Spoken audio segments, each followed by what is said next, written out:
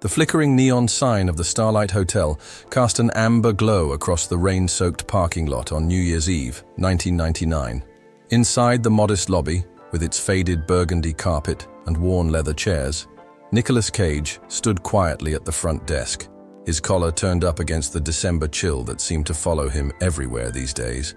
He had chosen this small Montana town deliberately, far from the cameras, the interviews, the constant scrutiny that had become his shadow. "Room for one night, please," he said softly to the elderly clerk, whose name tag read Harold. The man's weathered hands shook slightly as he reached for the registration book. "Certainly, Mr." Harold paused, squinting through thick glasses. "Just Nick," Cage replied, signing a false name. He needed anonymity tonight, needed to think about where his life was heading as the new millennium approached. As Harold fumbled with the room keys, a commotion erupted from the hotel's small restaurant area.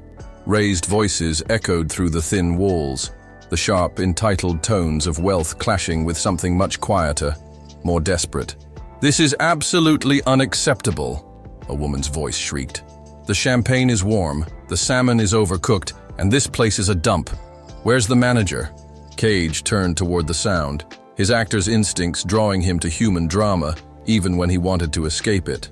Through the archway, he could see a well-dressed couple in their 60s, the woman draped in fur despite being indoors, the man checking his expensive watch with obvious irritation. "Ma'am, I'm terribly sorry," came a softer voice, barely above a whisper. "Let me get you fresh champagne right away, and I'll speak to the cook about the salmon." Cage stepped closer, positioned himself where he could observe without being noticed. The person apologizing was a young woman, perhaps 25, wearing a simple black uniform that had seen better days. Her dark hair was pulled back in a practical bun, and despite her obvious exhaustion, she maintained a dignity that struck him immediately. "Don't you ma'am me, you little nobody," the fur-clad woman snapped. "Look at this place. Look at you. We're paying good money to stay here, and we expect service, not excuses from some... The young woman's hands trembled slightly as she gathered the plates, but her voice remained steady. "I understand your frustration. Let me make this right." "Maria," called a gruff voice from the kitchen. "Table 7 needs their check, and the dishwasher just walked out. You'll need to cover that too." Cage watched as Maria, her name was Maria, nodded without complaint and moved efficiently between tables, clearing dishes, refilling water glasses, and somehow maintaining a gentle smile for every customer. But he saw what others missed. The way she touched her lower back when she thought no one was looking, the slight limp in her left leg, the exhaustion in her dark eyes that spoke of far more than just a long shift. The wealthy couple continued their tirade, growing louder and more abusive with each passing minute. Other diners began to stare, some amused by the spectacle, others uncomfortable but unwilling to intervene. Cage felt something stirring in his chest, a familiar anger at injustice, at the way money could make people feel entitled to cruelty. "Excuse me," he said, approaching the couple's table with measured steps. The woman in fur looked up, her irritation transforming into surprise as she recognized him. "Oh my God, you're Nicolas Cage." "I am," he replied quietly, "and I couldn't help but notice that you're having a difficult evening." "Oh yes," the woman gushed, suddenly all smiles. "The service here is just terrible. This girl doesn't know what she's doing." Cage glanced at Maria, who had paused in her work, clutching a tray of dirty dishes. Their eyes met for a brief moment, and he saw something there. Not just gratitude for a potential rescue, but a deep, quiet strength that reminded him of his own grandmother, who had cleaned houses to support her family during the Depression. "Actually," Cage said, turning back to the couple, "I've been watching, and I think she's doing an extraordinary job under difficult circumstances. Perhaps the problem isn't with the service." The woman's face flushed red. "Excuse me?" "You're excused," Cage said simply, "and I think you should be as well." He pulled out his wallet and placed several $100 bills on their table. "This should cover your meal and any inconvenience. I'm sure you can find accommodations more suited to your expectations elsewhere." The couple sputtered in indignation, but the presence of a celebrity, combined with Cage's calm authority, left them with little choice but to gather their things and leave. As they swept out, the woman in fur shot a venomous look at Maria, who had remained silent throughout the entire exchange. The restaurant fell quiet except for the soft jazz playing from hidden speakers. Cage turned to Maria, who was still holding her tray, looking stunned. "Thank you," she whispered. "You didn't have to do that." "Yes, I did," he replied. "Are you all right?" She nodded, but he could see tears threatening at the corners of her eyes. "It's been a long day. A long year, actually." Something in her voice, a musical quality even in exhaustion, caught his attention. "Would you like to sit for a minute? You look like you could use a break." Maria glanced toward the kitchen, where her supervisor was visible through the service window. "I shouldn't. There's still work to do, and we're short-staffed tonight." "What time do you get off?" "Midnight, after we clean everything and prepare for tomorrow's breakfast service." Cage checked his watch. 9:30 p.m. "I'll wait." "Wait? For what?" "To make sure you get home safely. It's New Year's Eve, and you've been through enough tonight." Maria studied his face, searching for some hidden motive, some celebrity game. But Nicolas Cage was known for his intensity, his commitment to every role he played. And right now, he seemed genuinely concerned for her well-being. "You don't even know me," she said softly. "No," he agreed, "but I'd like to." For the next 2.5 hours, Nicolas Cage sat in the corner booth of the Starlight Hotel restaurant, nursing a cup of coffee and watching Maria work. He saw her efficiency, her kindness with elderly customers, her patience with a crying toddler whose parents were trying to enjoy their New Year's Eve dinner. He watched her help another waitress who was overwhelmed, saw her slip an extra dinner roll to a teenager who was obviously still hungry but too proud to ask for more. Most remarkably, he heard her humming, soft, almost inaudible melodies that seemed to flow from her like breath. Classical pieces, he thought, though he couldn't identify them specifically. The music seemed to give her strength, to transform the mundane work of serving tables into something almost graceful. At 11:45, as Maria was wiping down the last table, Cage approached her again. "Almost time," he said. She looked up, surprised he was still there. "You actually waited." "I said I would." Maria untied her apron and retrieved a worn leather jacket from behind the counter. "I live about 6 blocks from here. You really don't need to walk with me." "It's New Year's Eve in a strange town," Cage said. "Humor me." They stepped out into the cold Montana night. The snow had stopped, but the air was sharp and clean, filled with the distant sounds of celebration from the town's main street. Maria pulled her jacket tighter around herself, and Cage noticed how thin it was, insufficient protection against the bitter cold. "Here," he said, starting to remove his own coat. "No," Maria said firmly. "I'm fine." They walked in comfortable silence for several minutes, their footsteps crunching in the snow. Finally, Cage spoke. "You have a beautiful voice." Maria glanced at him, startled. "What? When you were working tonight? I heard you humming. Classical pieces, right?" She stopped walking, her breath visible in small puffs in the frigid air. "You heard that? I'm trained to notice things. It's part of my job. But this was different. You weren't just humming to pass time. The music was alive in you." Maria resumed walking, but slower now. "My grandmother taught me. She was a music teacher in Mexico before she came here. She said music was the one thing that could never be taken away from you, no matter how poor you were, no matter what happened in life." "What happened to her?" "She died when I was 16, cancer. She never got to see me graduate high school, never knew I got a scholarship to study music at the university in Bozeman."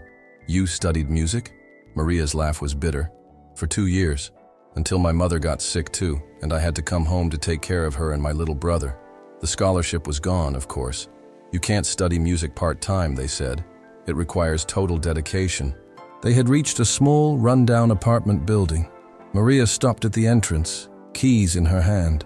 "This is me," she said. Cage looked up at the building, old, probably built in the 1940s, with paint peeling from the window frames and a front door that hung slightly crooked. It was the kind of place where people lived when they were between better times, or when better times had never come. "Maria," he said, "can I ask you something?" She nodded. "Do you still play? Music, I mean." Her eyes went distant. "There's an old piano in the community center downtown. Sometimes when it's closed, the janitor, Mr. Peterson, he lets me in. He says the piano needs to be played or it will die. I think he's right." "What do you play?" "Everything. Bach, Mozart, Chopin. Some modern pieces too.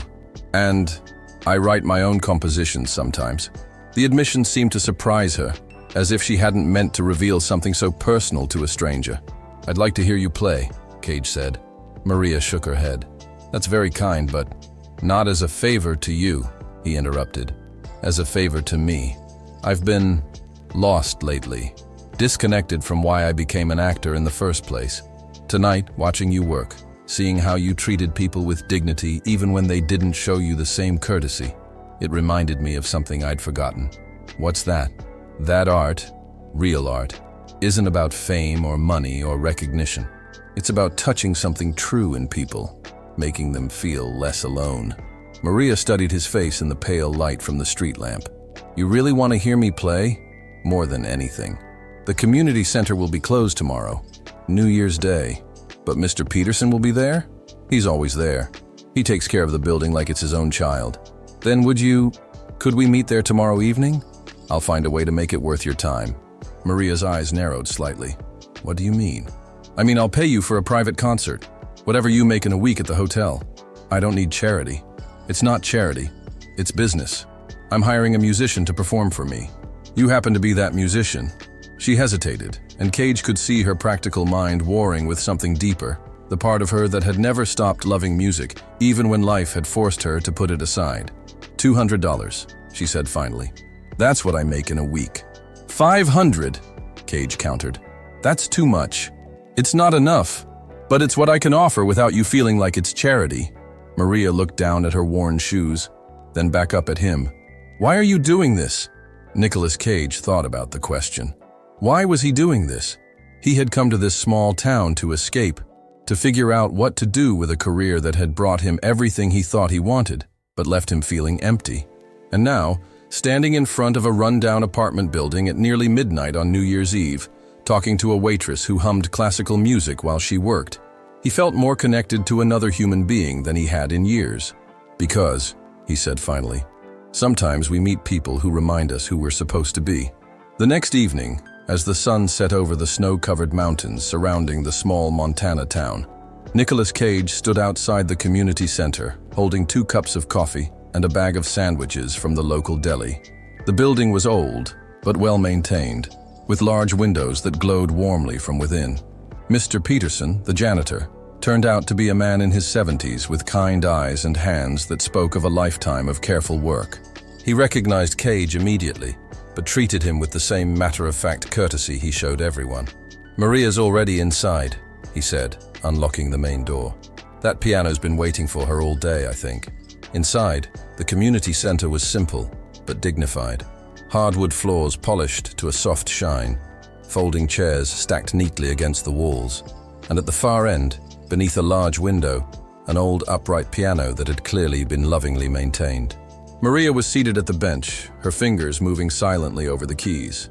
She was wearing a simple blue dress instead of her work uniform, and her hair fell loose around her shoulders. She looked younger, Cage thought, more like the music student she had once been. I brought dinner, he said, approaching carefully. She looked up, smiled. I wasn't sure you'd come. I wasn't sure you'd be here either. I almost didn't. This morning I thought it was all some strange dream.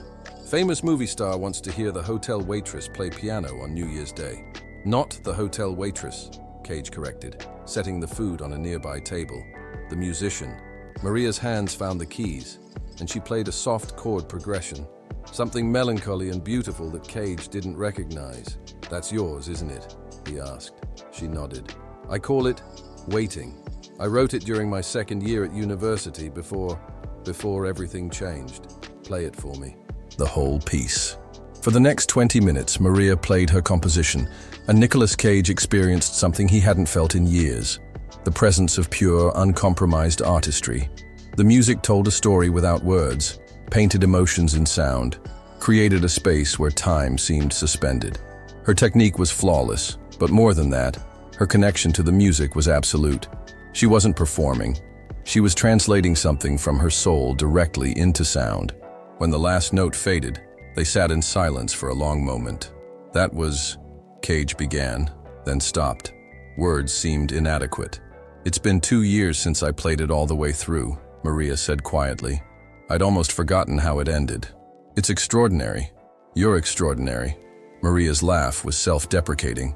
I'm a waitress in a small-town hotel, Mr. Cage. No, he said firmly. You're a composer, a pianist. The job you do to pay rent doesn't define what you are. Easy to say when you don't have to choose between art and eating. Cage was quiet for a moment, thinking about his own journey. When I was starting out as an actor, I worked construction during the day. Came home covered in dust and exhaustion. But every night I'd rehearse scenes in my bathroom mirror. My uncle Francis Ford Coppola, he could have given me parts right away. But I insisted on earning my own roles.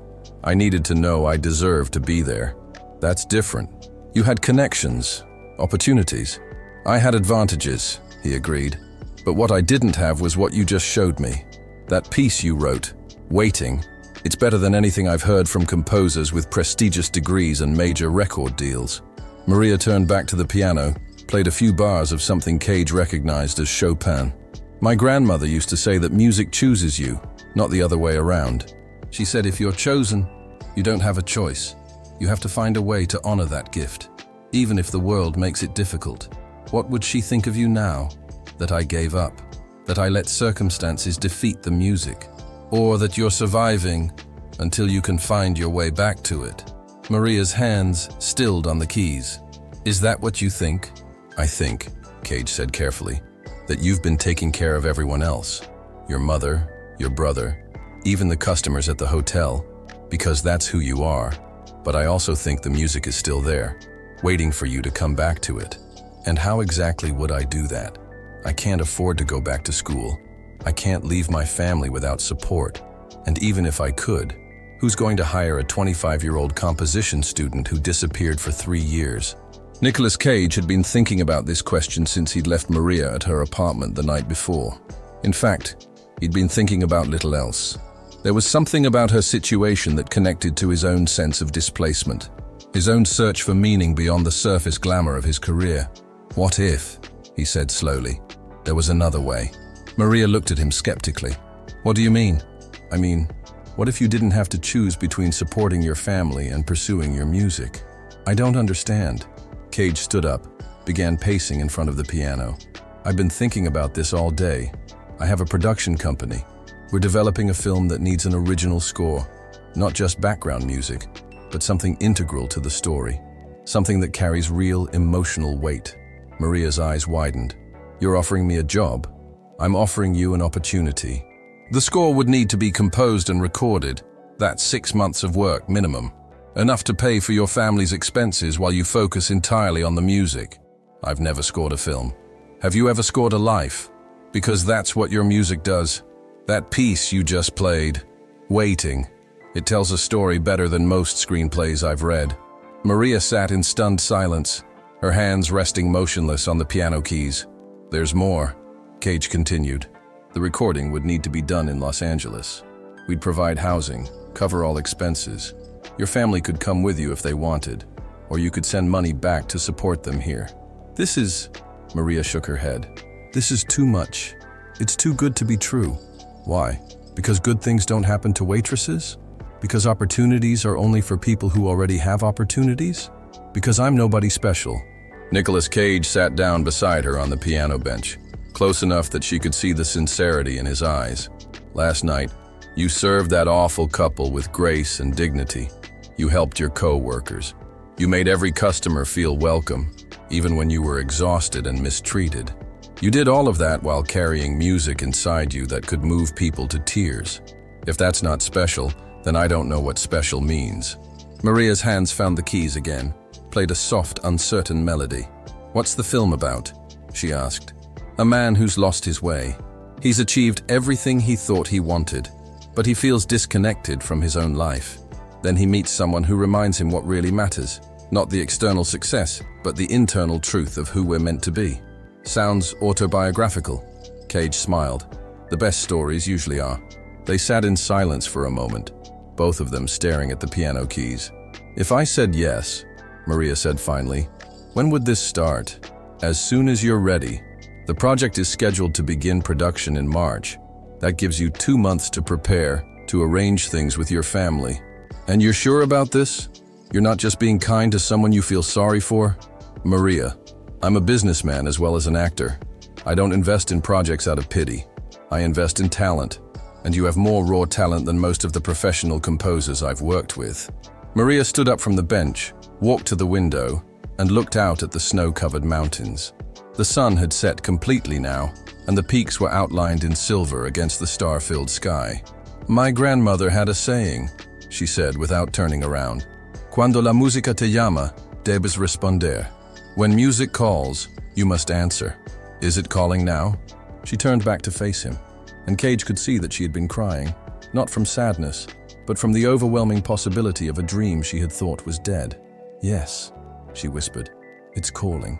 6 months later, Nicolas Cage sat in a darkened recording studio in Los Angeles, listening to the final playback of Maria's score for The Last Symphony, the film that had started as a vehicle for his own self-discovery and had become something much larger.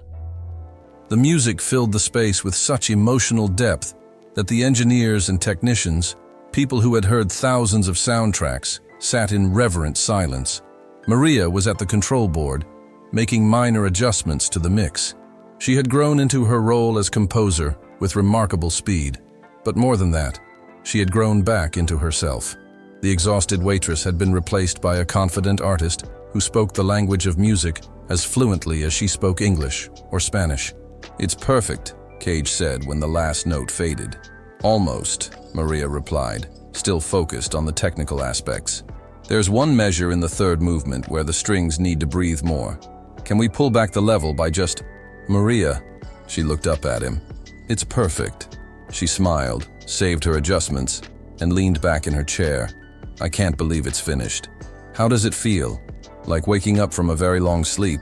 Over the past 6 months, Maria had brought her brother to Los Angeles for the summer, exposing him to museums and concerts and possibilities he had never imagined. Her mother's health had stabilized with better medical care, funded by Maria's salary from the film.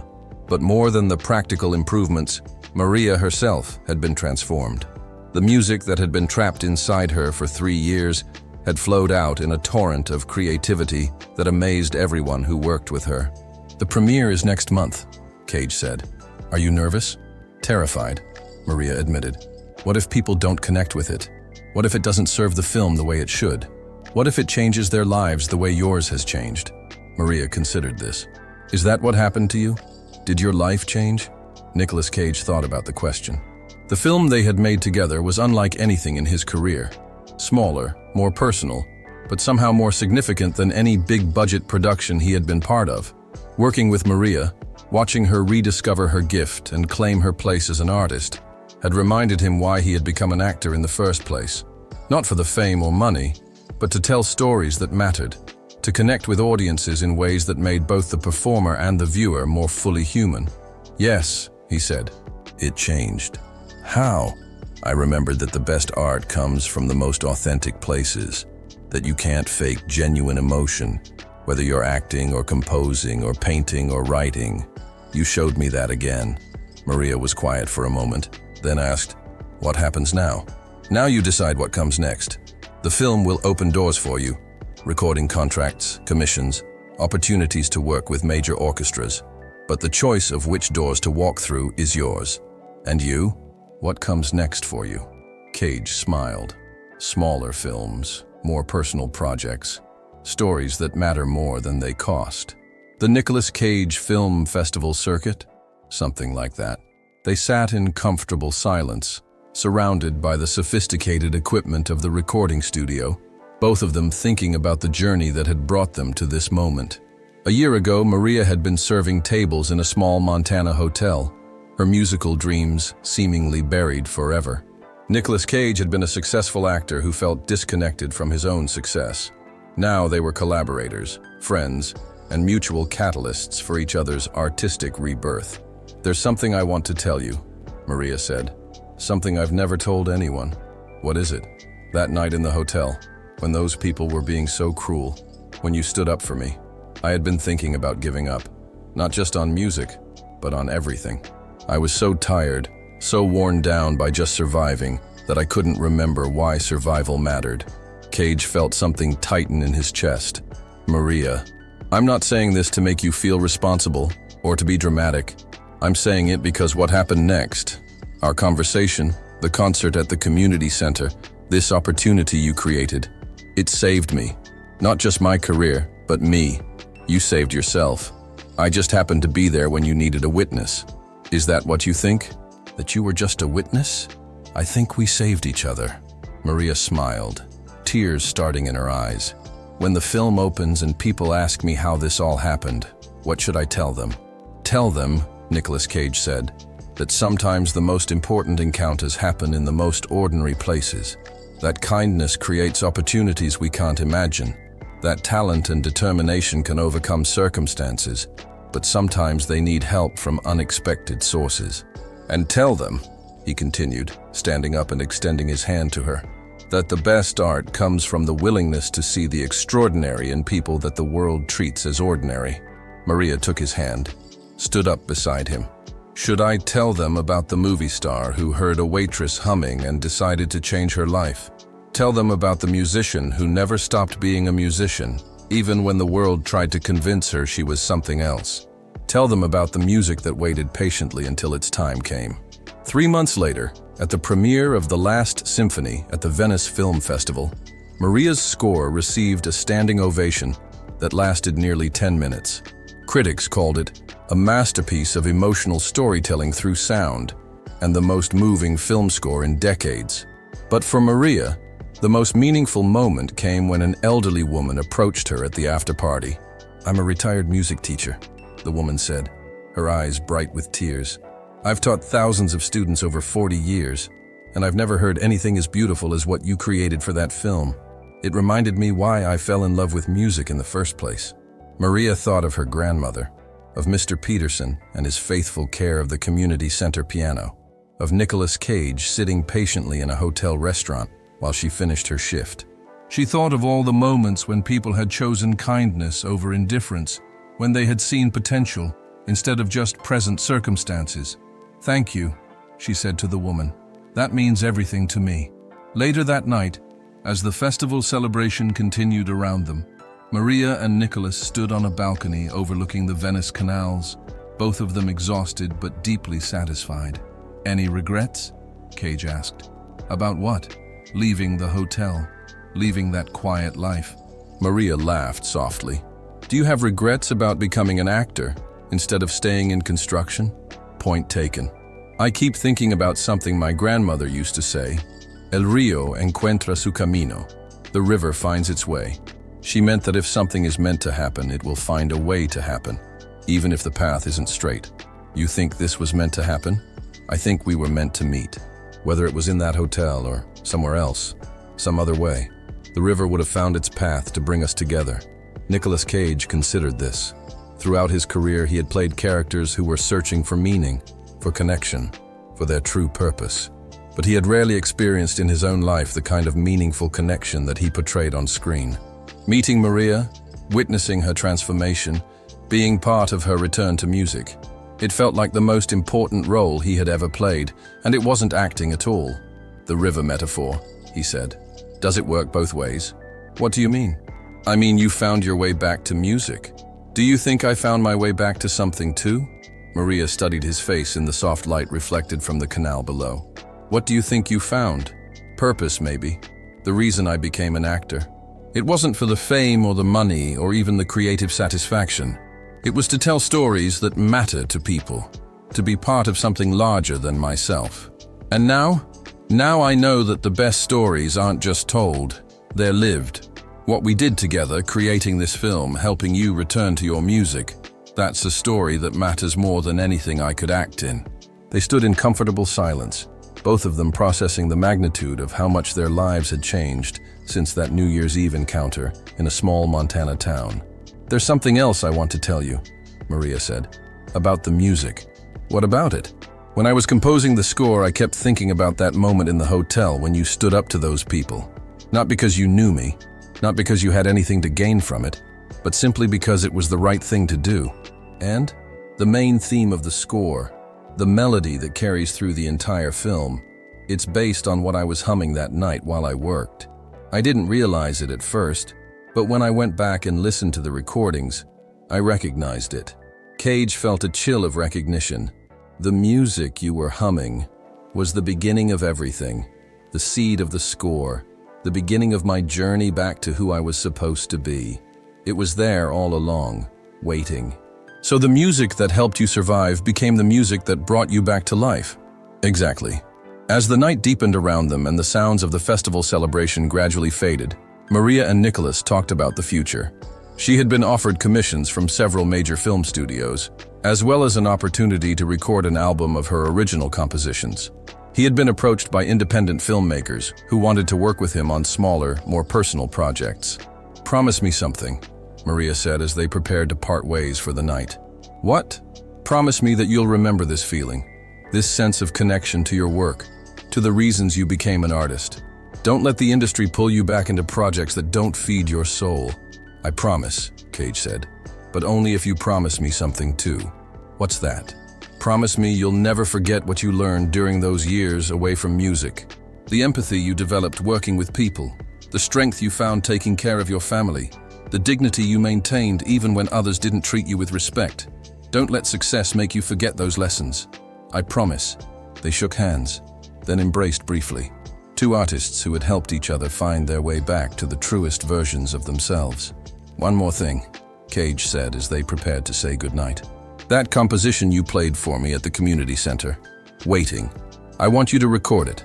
Not for a film, not for commercial purposes, just because it deserves to exist in the world. It's too personal, too specific to my own experience. That's exactly why it needs to be recorded. The most personal art is often the most universal. Someone somewhere is waiting for their own life to begin, and your music might be the thing that gives them hope." Maria nodded slowly. "All right, I'll record it. And I'll be there when you do, if you don't mind having an audience of one." "I think," Maria said, smiling, "my grandmother would have liked you very much. I think I would have liked her too." As they parted ways that night, both Nicolas Cage and Maria carried with them the deep satisfaction that comes from having participated in something larger than themselves. They had not just created a film together, they had created a story of redemption, of second chances, of the way that human kindness can transform lives in ways we never expect. The film would go on to win several awards, including a Golden Globe for Maria's score. But more importantly, it would touch audiences around the world, reminding them that extraordinary things can happen in ordinary moments, that talent exists in unexpected places, and that sometimes the most profound changes in our lives begin with the simple decision to treat another person with dignity and respect. Years later, when interviewers asked Nicolas Cage about the most meaningful project of his career, he would tell them about a small film called The Last Symphony, and a waitress who hummed classical music while she worked. He would talk about how sometimes the greatest performances happen not in front of cameras, but in the quiet moments when we choose to see the potential in others that they may have forgotten in themselves. And when they asked Maria about how her career began, she would tell them about a New Year's Eve night in Montana, when a stranger showed her kindness at exactly the moment when she needed it most. She would talk about how music had waited for her, patient and faithful, until she was ready to return to it. Both of them would say that the most important lesson they learned was that we never know how our actions might change someone else's life. A moment of kindness, a gesture of respect, an offer of opportunity. These small choices can ripple outward in ways that transform not just individual lives, but the lives of everyone those individuals touch. The story of Maria and Nicolas became a reminder that in a world that often seems divided and cynical, there are still people willing to extend bridges to strangers, to see past surface circumstances to the dreams and talents that lie beneath. It became a testament to the power of art to heal, to connect, and to remind us of our shared humanity. And in the end, it proved that sometimes the most beautiful symphonies are not composed in conservatories or concert halls, but in the everyday moments when one human being chooses to believe in another, creating harmony where there was once only discord, and hope where there was once only waiting. The river, as Maria's grandmother had said, always finds its way. If you enjoyed this heartwarming story of unexpected friendship and second chances, please like this video and subscribe to our channel for more inspiring true stories. Share in the comments below. Have you ever had a stranger show you kindness that changed your life? We'd love to hear your stories of how small acts of compassion can create extraordinary transformations.